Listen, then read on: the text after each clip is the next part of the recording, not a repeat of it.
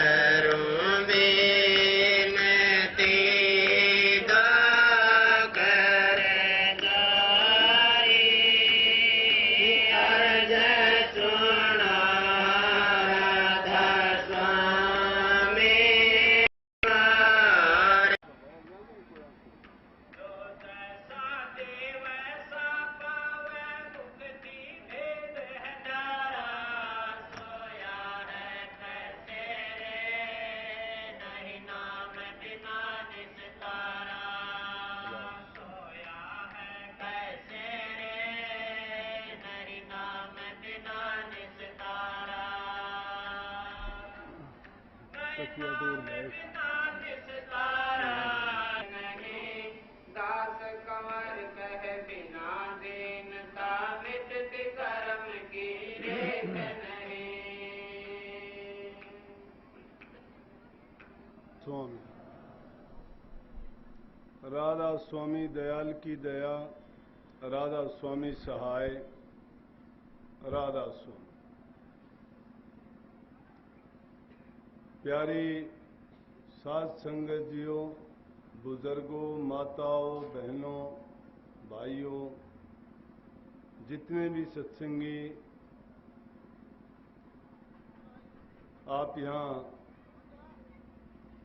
आए हो, सबसे विनती है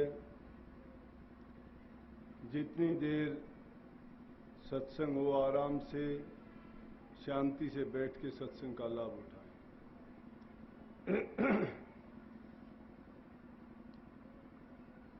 हफ्ते 10 दिन में सत्संग लगभग 15-20 किलोमीटर 25 किलोमीटर की दूरी पर मिल ही जाता है, और जहां तक संभव हो सत्संग जहां कहीं भी मिल जाए, जीव को चाहिए कि वहां अवश्य जाए, क्योंकि सत्संग से बढ़ के हमारे लिए और उत्तम चीज कोई नहीं। जितने भी संत फकीर महापुरुष हुए, सब ने इस बात को बेखूबी दोहराया, जोर दे के कहा कि बिन सत्संग जीव का कल्याण नहीं है। रामायण में तुलसीदास जी ने भी लिखा, बिन सत्संग विवेक न होई।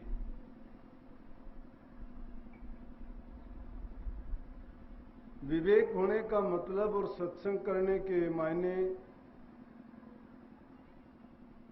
क्या है कि जब तक इस जीव को पता ये नहीं लगता है कि मैं संसार में क्यों आया, मुझे क्या करना चाहिए था,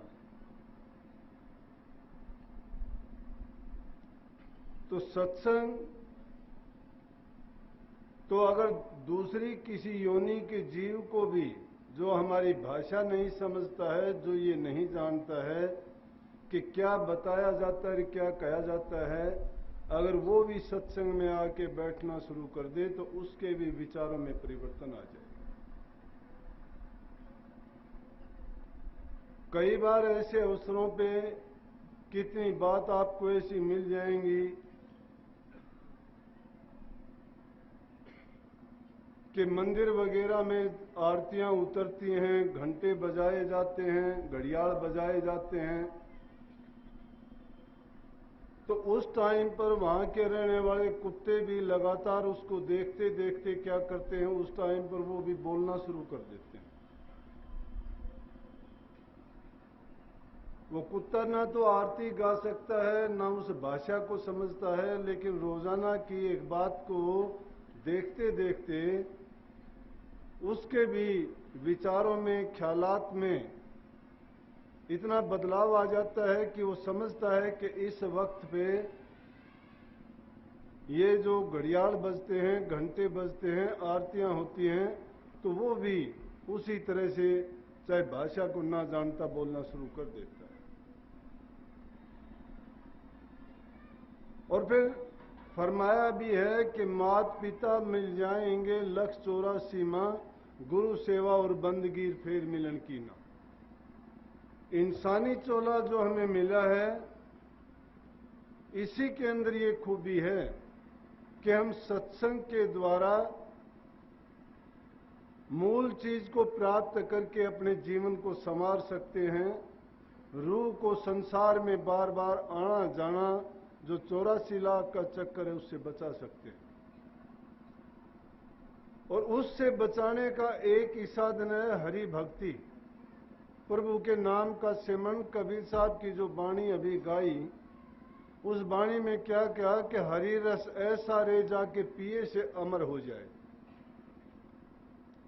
पीछे के भी किस्से कहानी सुनते आए हैं, आप लोगों ने भी सुना होगा कि महात्माओं के बारे में, भक्तों के बारे में, या जिन्होंने भी सत्संग किया, नाम का सहारा लिया, उन लोगों के बारे में ऐसा आज भी सुनने में आता है कि वो अमर हो गए।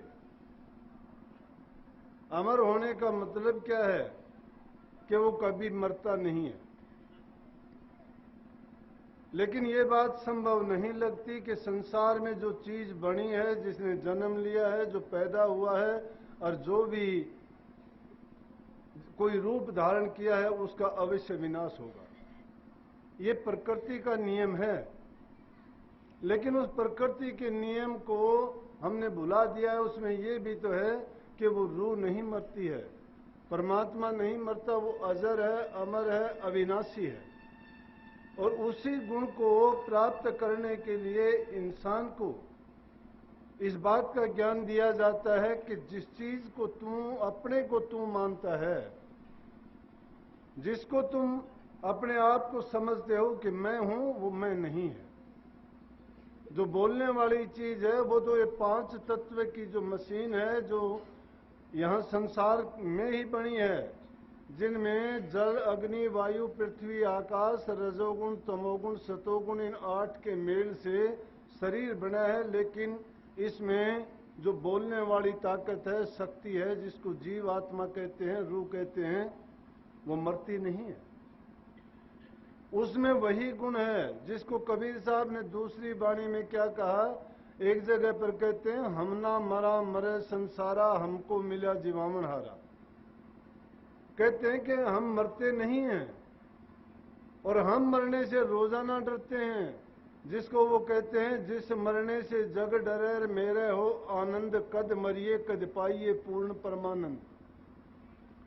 कि जिस मौत को, जिस मरने को देख के संसार के लोग भयभीत होते हैं कि हाय मैं मर जाऊंगा, लेकिन ये नहीं सोचते कि जिस दिन से हमने जन्म लिया था, मृत्यु हमारी लिख दी गई थी। कि ये तो एक निश्चित अवधि है, अवश्य चले जाएंगे, मर जाएंगे, शरीर का नाश होना है, स्थूल जो चीजें इकट्ठी हुई हैं खंडित हो जाएंगी। मिट्टी मिट्टी में मिलेगी, पवन पवन में मिल जाएगा, जल जल में मिल जाएगा, और अदृश्य शक्ति जो है वो आकाश तत्व में जाके समा जाएगी। लेकिन जो असली चीज है, सार वस्तु है, रूह जिसको कहते हैं, आत्मा कहते हैं, वो नहीं मरती है। शरीर को मौत आती है, तो कबीर साहब इसकी तुलना करते हुए बताते हैं, जब परमात्मा नहीं मरता तो हम भी नहीं मरते हैं, और कह दिया कि हरि मरे तो हम ही मरियां, हरि ना मरे तो हम क्यों मरियां, कि हमारे अंदर वो गुण है। कहने का मतलब हम परमात्मा तो नहीं है, लेकिन हम आत्मा हैं। उसकी एक छोटी सी अंश है, जो गुण उसमें है वो हमारे अंदर भी है।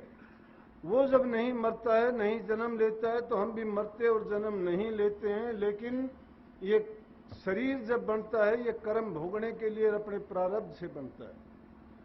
जब रूह इसमें बैठ के कोई कर्म करती है, वो कर्म करते करते कर्म का भोग भोगने के लिए संसार में बार बार आती है। तो इसीलिए कहा है उन्होंने कि उस अमीर रस को जब हम पी लेंगे, जो हरि रूपी अमृत है, जो हमें अमर कर देने वाला है, अमृत नाम भी उसी का है कि जो हमें कभी नहीं मरने देता, जाके पिए से अमर हो जाए। लेकिन उसको पीना इतना आसान नहीं है, हम पीते नहीं हैं। हम देखा देखी नाम को ले लेते हैं, गुरु धारण कर लेते हैं, सत्संगों में भी बड़े जाते हैं, लेकिन जो बात सुनते हैं सत्संगों में, वचन हमारे लिए जो कहे जाते हैं सुधार के लिए या अपनी आत्मा को ऊंचा उठाने के लिए, कर्म के बंधन से छूट जाने के लिए, जन्म जन्मों से जो हमने अपने कर्म की गठड़ी बांध के लेके आए हैं, उसको उतार फेंकने के लिए संतों ने बड़े रास्ते बताए, तरीके बताए। क्योंकि उनको पता है किस जीव के कर्म किस तरह से कटेंगे। किसी के दान से कटते हैं, किसी के पुण्य से कटते हैं, किसी के नाम के सेवन से कटते हैं, किसी की ध्यान से कटते हैं, किसी के सेवा से कटते हैं। अब हम ना तो सेवा ही करना जानते हैं, ना दान पुण्य ही जानते हैं, तो नाम का जपना तो उससे आगे की चीज है। और शास्त्रों को अगर देखोगे तो शास्त्रों ने तो छूट दे दी जीव की। उन्होंने कहा है कि जीव का कल्याण 3 द्वारे से होगा, और उनमें से प्रथम है सेवा का। सेवा में सब चीज शामिल हो जाती हैं। जो इंसान सेवा नहीं करना जानता, वो ना सत्संग से लाभ उठाएगा, ना गुरु के संग से मिलेगा, और ना ही उसको सुमरण ध्यान भजन की बातें करनी चाहिए। जितने भी संसार में हुए, मैं और की बात छोड़ो, अपने हजूर महाराज की बात बताऊं। अगले के पास किसी के जाते थे, चाहे उनको 15 दिन तक भूखा रहना पड़ता, लेकिन जब तक अगले का 2 रोटी का काम नहीं कर दिया, तो 2 रोटी नहीं बल्कि 1 रोटी ही खाई। और अगला कहता भी था कि भगत इतने से पेट नहीं भरता। कहते थे मैंने इतना काम नहीं किया, इसलिए मैं किसी का कर्जदार नहीं बनना चाहता। प्रेमियों, हम तो रोजाना किसी का खाते हैं, किसी से लेके मुकर जाते हैं, किसी से चोरी छीना झपटी करते हैं, किसी को धोखा देते हैं, किसी के साथ किसी प्रकार से छल कपट और प्रेम से उनका लेके, और संसार में कह देते हैं कि नहीं देते। हम ये करते करते इतने, मैं कहता हूं कि कर्म के नहीं, उनके भी कर्जदार हो गए हैं दूसरों के।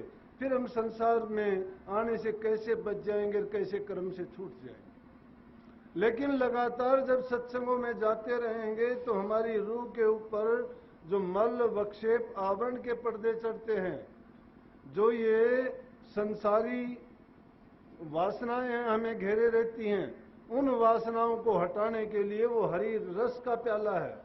ज्यों ज्यों उस नाम के प्याले को हम पीते चले जाएंगे, हमारे ये कर्म धीरे धीरे करके एक एक करके सिमटते चले जाएंगे, कम होते चले जाएंगे। इसीलिए संतों ने कहा है कि जो संतों के सत्संग में आता है वो अपने कर्म से बच जाता है, कर्म से बरी हो जाता है। लेकिन वो अमीरस पिया कैसे जाएगा? आसान नहीं है। इसमें विद्या की जरूरत नहीं है, धन की जरूरत नहीं है, इसमें प्रेम और श्रद्धा की जरूरत है, इसमें अटूट विश्वास की जरूरत है। जिसका विश्वास नहीं होता वो सत्संगों में आने से भी फायदा नहीं होगा।